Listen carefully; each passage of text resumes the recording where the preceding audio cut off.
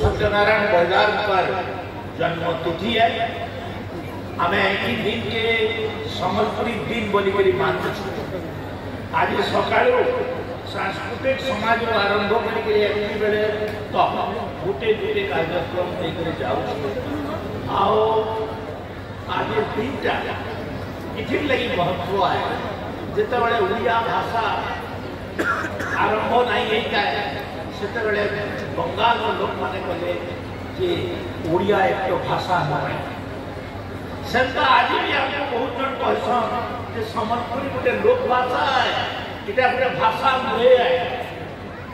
लेकिन आमर भी व्याकरण अच्छे आमर भी नीति अच्छे आमर भी सब किसी अच्छे।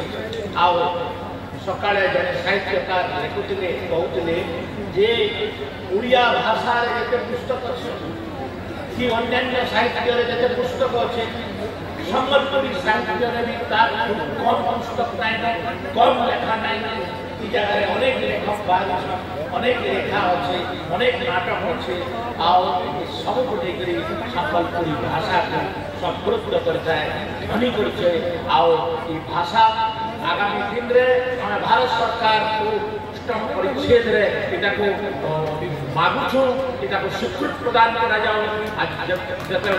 स्वीकृत प्रदान करा सबुआड़े सम्बलपुरी अक्षर सम्बलपुरी भाषा स्कूल कॉलेज में पढ़ा होगा से भाषार महत्व आउ बढ़वा समस्त को मुई आउ जहर विरक्त नहीं कर सीधा माइक दे दूचे सबको जुहार।